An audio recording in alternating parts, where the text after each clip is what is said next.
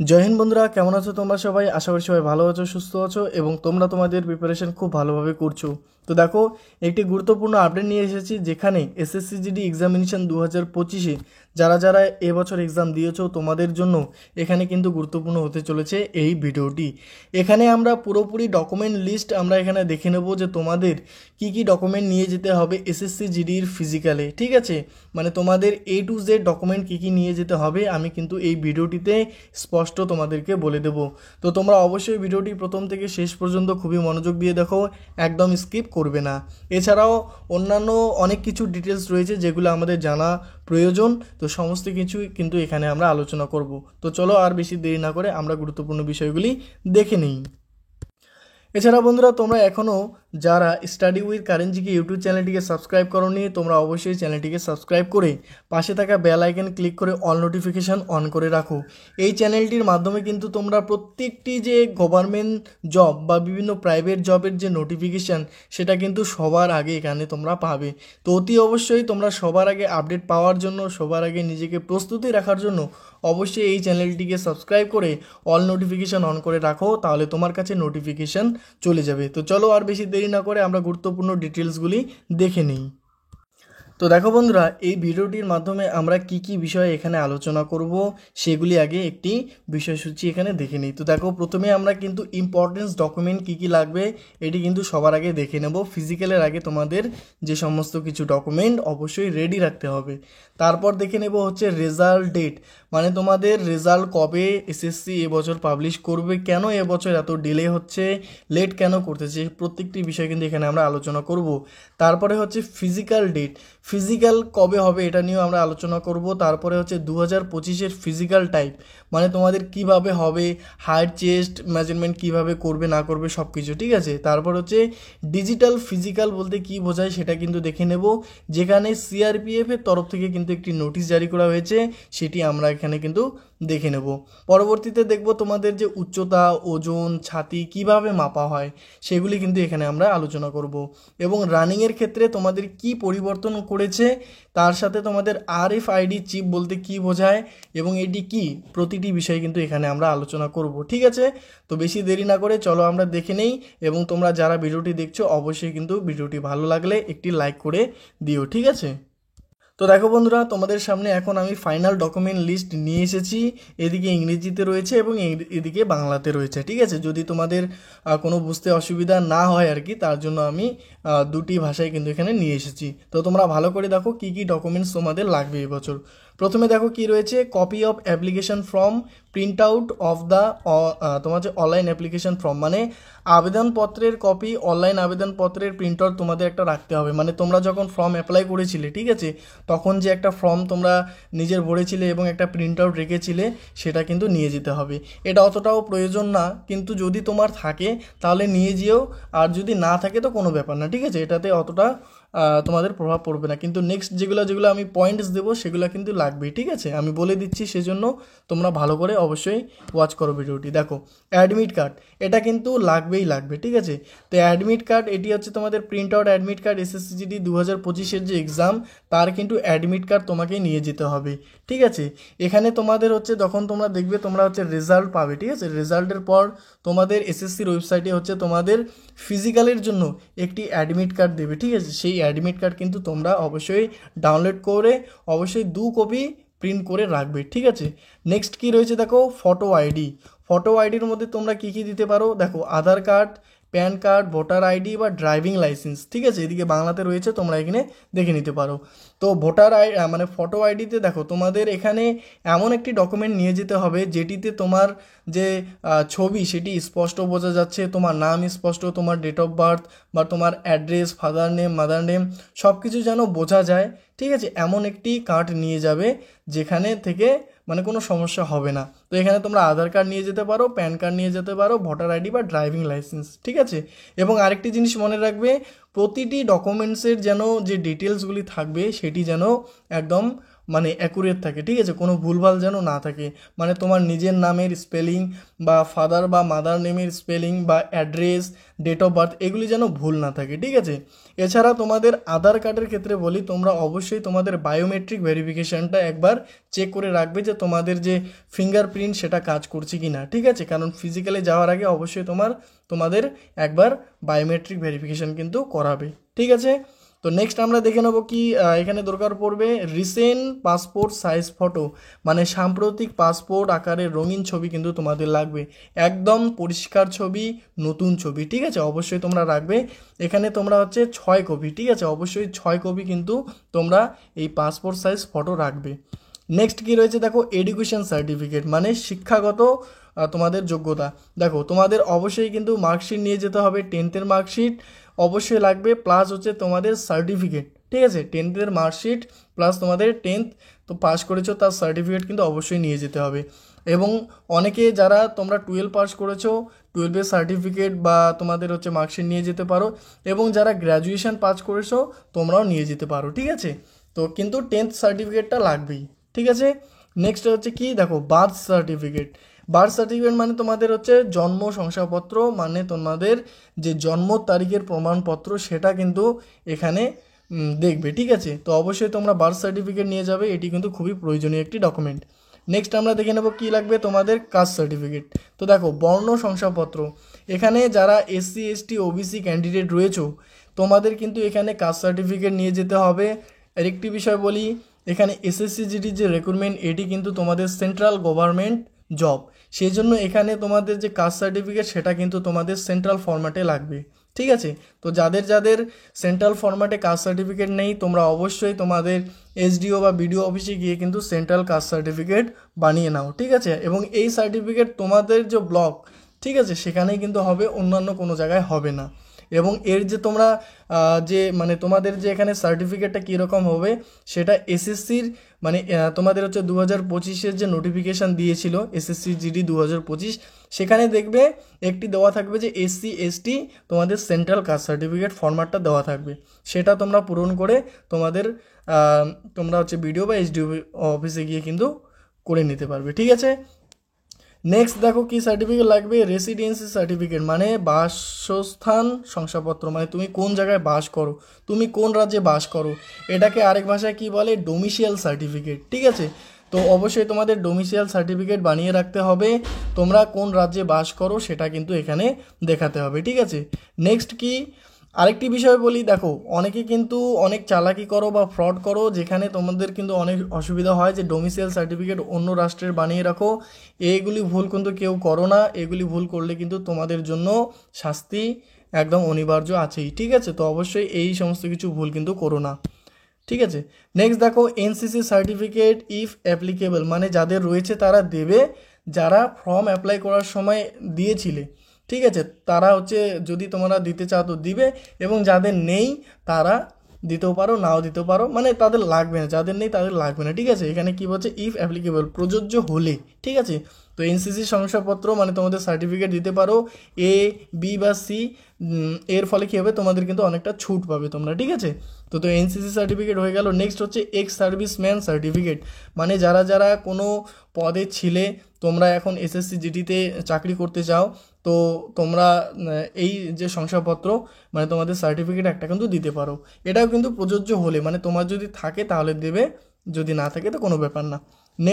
Next হচ্ছে কি, তোমাদের হচ্ছে এখানে দেখো ফিজিক্যাল স্ট্যান্ডার্ড একটা অ্যাপ্লিকেবল, মানে সার্টিফিকেট দিতে হবে তোমাদের শারীরিক ডিউটি শংসাপত্র, মানে তোমরা দেখবে যে যেমন তোমাদের দেখবে ক্রাইটেরিয়া রয়েছে কেমন, যে SCর ক্ষেত্রে তোমাদের হচ্ছে 170 সেন্টিমিটার হাইট লাগবে এবং চেস্ট তোমাদের 80 সেন্টিমিটার লাগবে, ঠিক আছে। কিন্তু এখানে দেখবে অনেক তোমাদের হচ্ছে ছাড় রয়েছে, ঠিক আছে, তোমাদের বিভিন্ন ক্যাটাগরি ওয়াইজ যে ছুট রয়েছে, মানে ধরে রাখো আমি এক্সপ্লেন জন্য তোমাদেরকে বলছি যে SCতে তোমাদের হচ্ছে ধরে নিলাম যে 100 তোমাদের হচ্ছে 65 সেন্টিমিটারে তোমাদেরকে এখানে মানে ছুট দিচ্ছে, মানে 5 সেন্টিমিটার ছুট দিচ্ছে।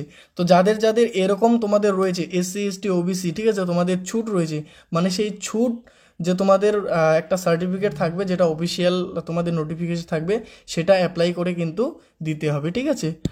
তারপরে দেখো এখানে তোমাদের হচ্ছে ডিপার্টমেন্টাল সার্টিফিকেট, ঠিক আছে, মানে তুমি কোনো দাঙ্গা শিকারী ব্যক্তি কি না, নির্ভরশীল শংসাপত্র প্রযোজ্য যদি মানে তোমার যদি সেরকম পরিস্থিতিতে তুমি থাকো তাহলে সেটা দেবে, যদি নাও মানে অনেকে দেখবে না যে বলে দাঙ্গা গেছে তার ফলে কী হচ্ছে পুলিশ কেস হয়েছে, তো এই সমস্ত কিছু যদি তোমার সাথে যদি থাকে তাহলে কিন্তু একটি সার্টিফিকেট যদি তোমার মানে থাকে সেই এরিয়ার পুলিশ স্টেশন থেকে যদি নিতে পারো তো ভালো, যদি না থাকে তো কোনো ব্যাপার না, ঠিক আছে, কিন্তু এগুলো থেকে দূরে থাকবে এটাই কিন্তু ভালো, ঠিক আছে।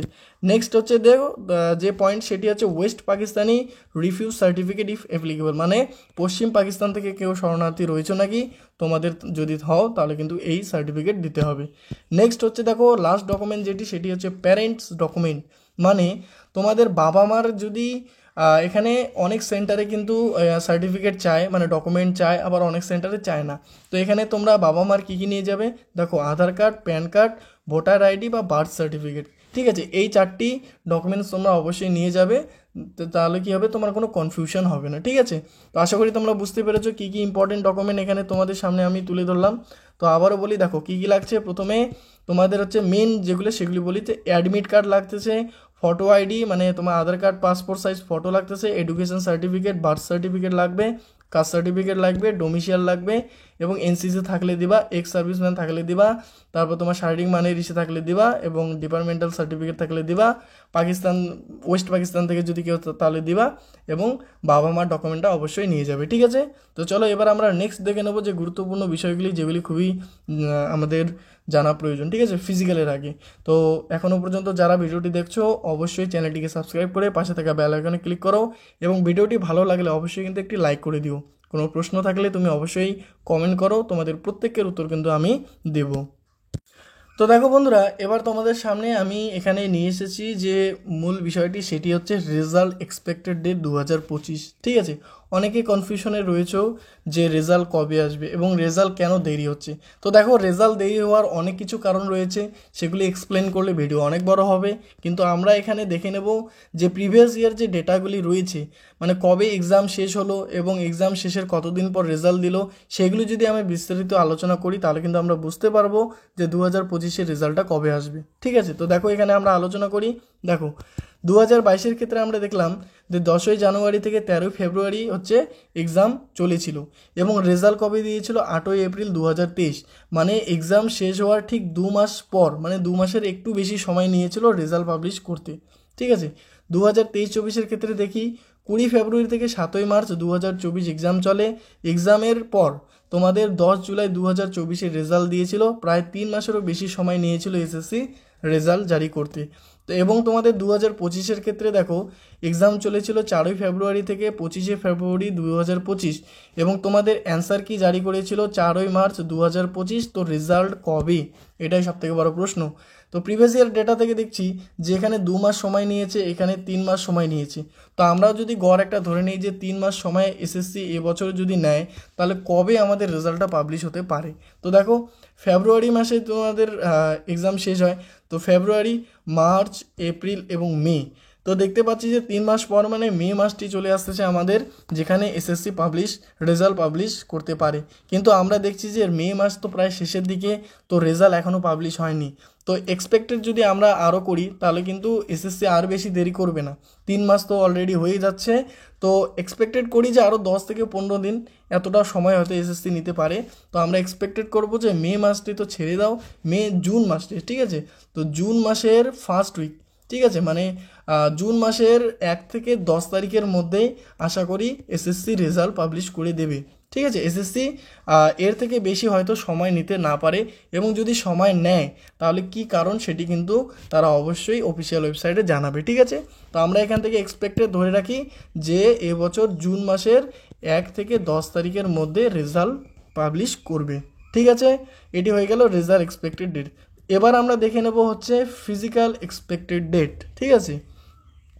ঠিক একইভাবে দেখব যে 2025-এ এখনও অফিসিয়াল কোনো নোটিফিকেশান আমরা পাইনি, তো এখানে দেখে নেব যে 2025-এর যে এক্সপেক্টেড আমরা দেখে নেব 2022 এবং 23-24-এর ডেটার উপর বেস করে। তো দেখো এখানে দেখে নিই, দেখো 2022-এর ক্ষেত্রে কি দেখলাম যে রেজাল্ট আমাদের 8ই এপ্রিল 2023-এ জারি করেছিল। এবং ফিজিক্যাল কবে হয়েছিল দেখো, রেজাল্টের পর 17ই জুলাই থেকে 7ই আগস্ট 2023 তোমাদের হচ্ছে ফিজিক্যাল হয়েছিল।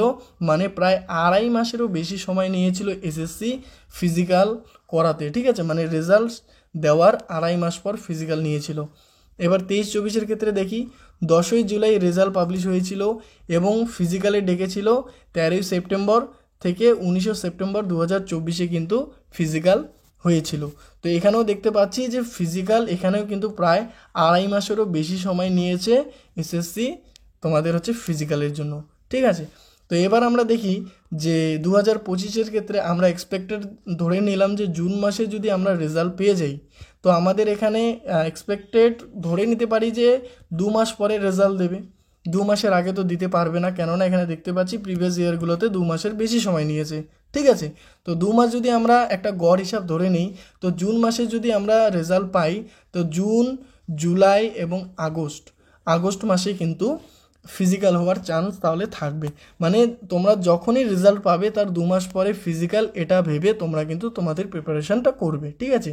যদি জুন মাসে পাও তাহলে আগস্ট, যদি জুলাই পাও তাহলে আরও পিছিয়ে যাবে 1 মাস, ঠিক আছে। তো এভাবে কিন্তু ডেটাগুলো তোমরা অবশ্যই মনে রাখবে, বা তোমরা এগুলি স্ক্রিনশট নিয়ে রেখে দিতে পারো, তোমাদের কাজে আসবে, ঠিক আছে। তো আই হোপ প্রত্যেকে বুঝতে পেরেছো, প্রতিটি বিষয় তোমাদের সামনে আমি কিন্তু স্পষ্ট তুলে ধরলাম।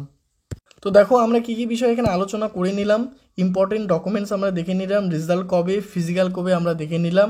এবার দেখো 2025 ফিজিক্যাল টাইপ আমরা দেখে নেব যে 2025 যে ফিজিক্যাল সেটা কিভাবে হতে পারে, ঠিক আছে। তার সাথে আমরা ডিজিটাল ফিজিক্যাল কি, উচ্চতা, রানিং, আরএফআইডি চিপ, প্রতিটি বিষয় কিন্তু ধাপ করে আমরা দেখে নেব। তো চলো দেখে নিই।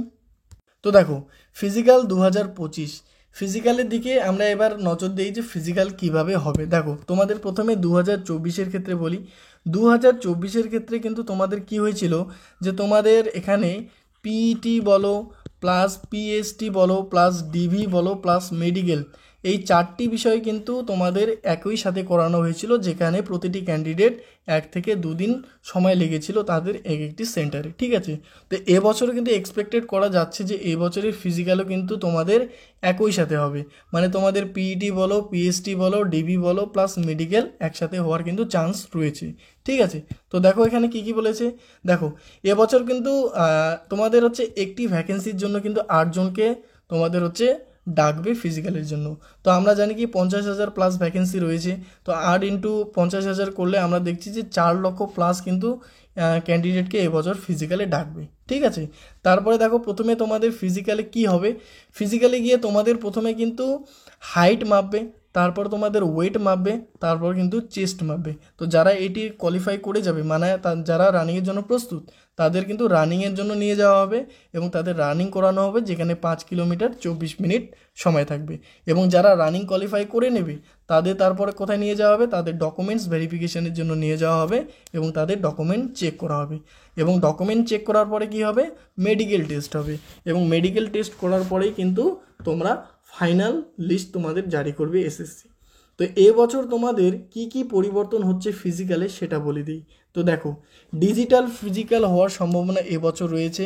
ডিজিটাল ফিজিক্যাল বলতে কি বোঝায়, তোমাদের রানিংয়ের ক্ষেত্রে কিন্তু এবছর আরএফআইডি চিপ ব্যবহার করতে পারে, মানে রেডিও ফ্রিকোয়েন্সি আইডেন্টিফিকেশন। চলো তোমাদের একটি নোটিশ আমি দেখাই দিই, যেখানে স্পষ্ট বলা রয়েছে যে এখানে ডিজিটাল ফিজিক্যালে এবছর কি থাকবে, ঠিক আছে। তো চলো দেখে নিই। তো দেখো এটি হচ্ছে একটি অফিসিয়াল নোটিশ, ঠিক আছে। এখানে তোমরা দেখতে পাচ্ছ যে ডিজিটাল ফিজিক্যালে কি ব্যবহার করা হবে। দেখতে পাচ্ছ এখানে দেখো টোটালি তোমাদের যে এখানে ফিজিক্যাল এফিসিয়েন্সি টেস্ট সেটা হচ্ছে ডিজিটাল বেসড এবছর হবে, মানে যেখানে তোমাদের সিসিটিভি রেকর্ডিং করবে। তারপর পিইটি, পিএসটি, প্রতিটি বিষয় কিন্তু এখানে তোমরা দেখতে পাচ্ছ। এখানে দেখো সিআরপিএফের তরফ থেকে কিন্তু এই নোটিশটি জারি করা হয়েছে, যেখানে দেখতে পাচ্ছ এখানে তোমাদের আরএফআইডি চিপের কথা বলেছে, তোমাদের পিইটি বলো, পিএসটি বলো, সেখানে কিন্তু সিসিটিভির কথা এখানে বলেছে। এছাড়াও এখানে দেখো প্রতিটি বিষয় এখানে দেখতে, এখানে 5টি পয়েন্ট রয়েছে, যেগুলি তোমরা অবশ্যই এখানে স্ক্রিনশট নিয়ে কিন্তু দেখতে পারো। মানে একটি সেন্টারে কি থাকবে ফিজিক্যালের সময়, ঠিক আছে।